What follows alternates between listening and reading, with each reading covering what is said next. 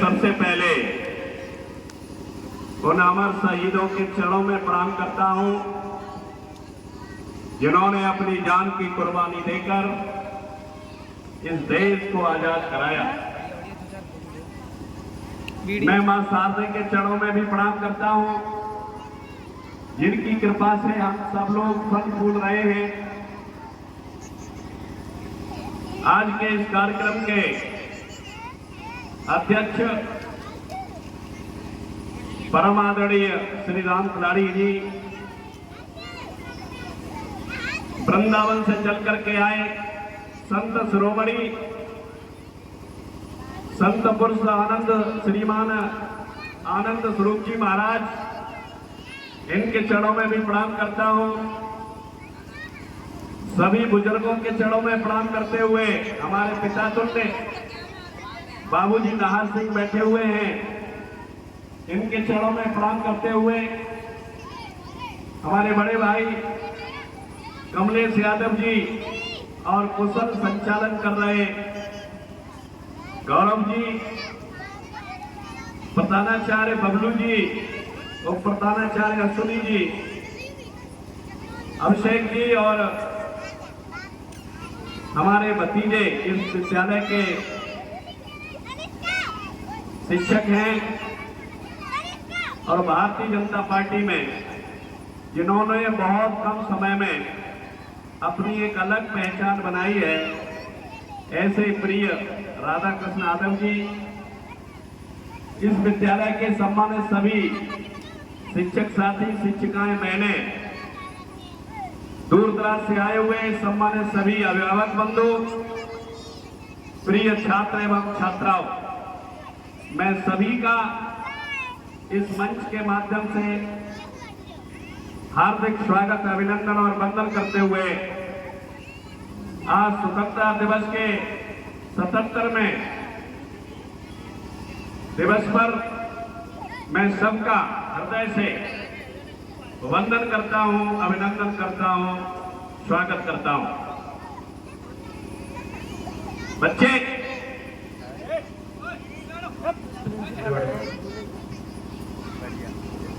ये आजादी हमें कोई दान और दहेज में नहीं मिली है। मैं भूल गया आदरणीय प्रधानाचार्य जी को, सॉरी, इस गांव के सम्मानित प्रधान जी वेदराम सिंह जी, ये भी मंच पे हैं, इनको भी प्रणाम करता हूं। यह आजादी हमें कोई दान और दहेज में नहीं मिली है। इसके लिए हजारों हजार माताओं की गोदियां सुनी हुई, हजारों हजार हमारी बहनों की माथे का सिंदूर गायब हुआ, हजारों हजार बहनों की कलाइयां सुनी हुई, तब जाकर के ये देश आजाद हुआ। कौन भूल सकता है सुभाष चंद्र बोस को, नेताजी सुभाष चंद्र बोस। जैसे अभी सबसे बड़ा टेस्ट होता है आईएएस का, उस जमाने के आईएफएस गोल्ड मेडलिस्ट, और उसके बाद जॉब नहीं किया, अपने प्राणों की नौछावर देकर के इस देश को आजाद कराया। बर्मा में जाकर के उन्होंने 66,000 सैनिक इकट्ठे किए, अपनी खुद की एक सेना बना करके, और उन्होंने डंका बजा दिया, ऐलान कर दिया कि अब हम दिल्ली पर चढ़ाई करने वाले। अंग्रेज भयभीत हो गए और जो भी अंग्रेजी अपने यहां सैनिक थे हिंदुस्तान के, उन्होंने भी हथियार डाल दिए, बिगुल फूंक गया, विद्रोह हो गया और अपने हिंदुस्तान की सेना भी उन अंग्रेजों के खिलाफ खड़ी हो गई। उस जाकर के तब जाकर के अंग्रेज उन्होंने अपना देश अपने हवाले करने का ऐलान कर दिया कि लो अपना देश। आज के ही दिन अपना देश आजाद हुआ, लेकिन दुर्भाग्य इस बात का कि आज के एक दिन पहले 14 अगस्त 1947 को देश का विभाजन हो गया। पाकिस्तान जो हमारा जिगर का टुकड़ा था वो अलग देश बन गया, अलग बंटवारा हो गया, जबकि बंटवारा नहीं होना चाहिए था। मैं ज्यादा कुछ न कहते हुए केवल इतना कहना चाहूंगा कि हमें ये आजादी बहुत मुश्किल से मिली।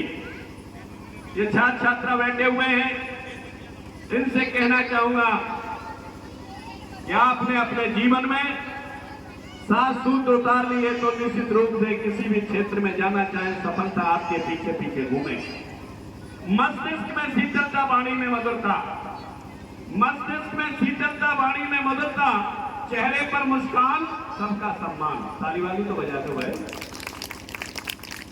मस्तिष्क में शीतलता, वाणी में मधुरता, चेहरे पर मुस्कान, सबका सम्मान, हृदय में ईश्वर का निवास, कार्य करने का जोश और तीव्र इच्छा शक्ति। जिस व्यक्ति ने ये 7 मंत्र अपने जीवन में उतार लिए, किसी भी क्षेत्र में जाए सफलता उसके पीछे पीछे घूमेंगे।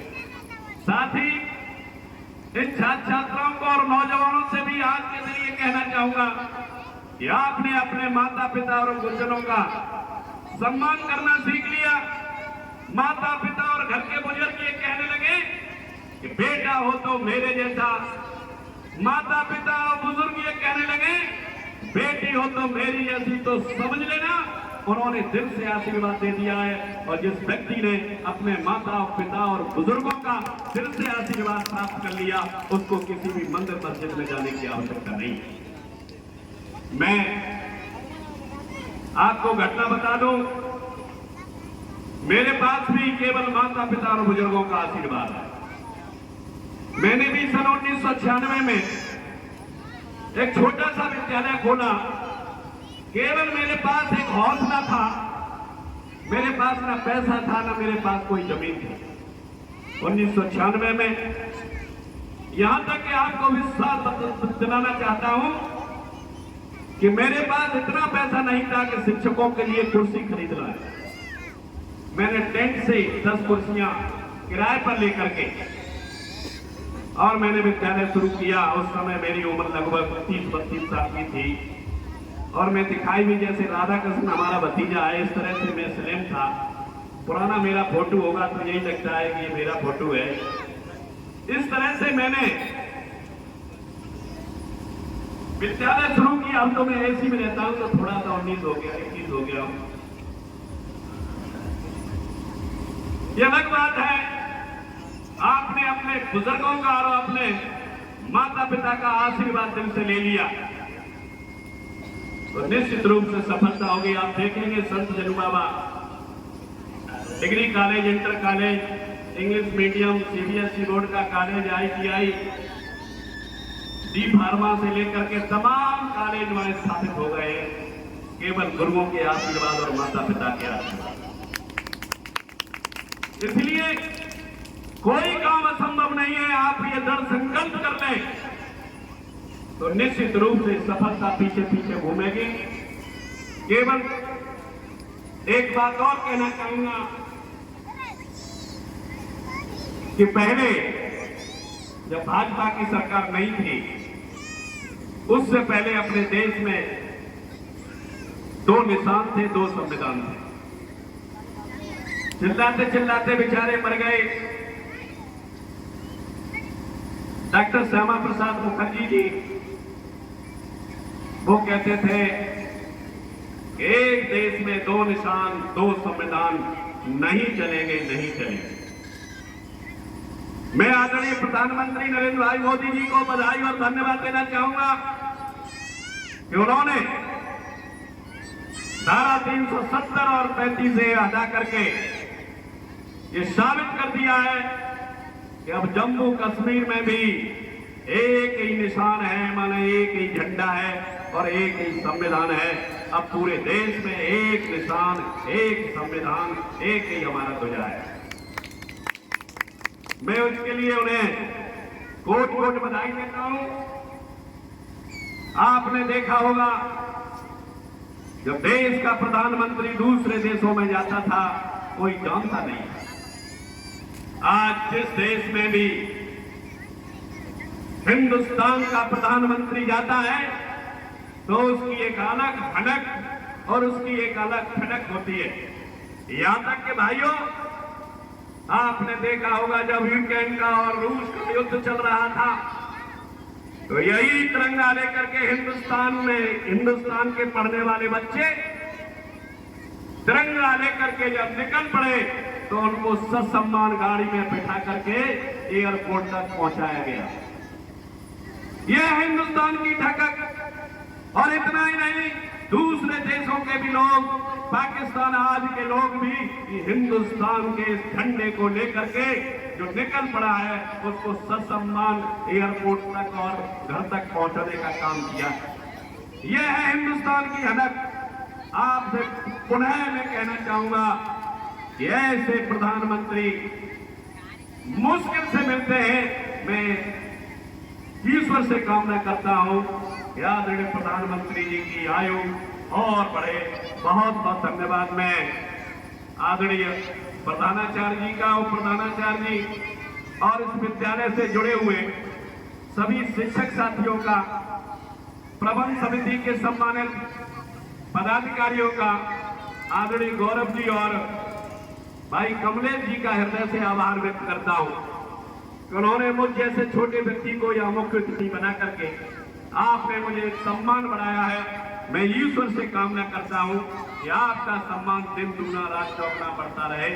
मैं पुनः सभी शिक्षक साथियों का हृदय से आभार व्यक्त करते हुए अपनी बात पूर्ण करता हूं। मैं बोलूंगा, आप तेज आवाज में बोलेंगे भारत माता की। तो कब अब तक आवाज नहीं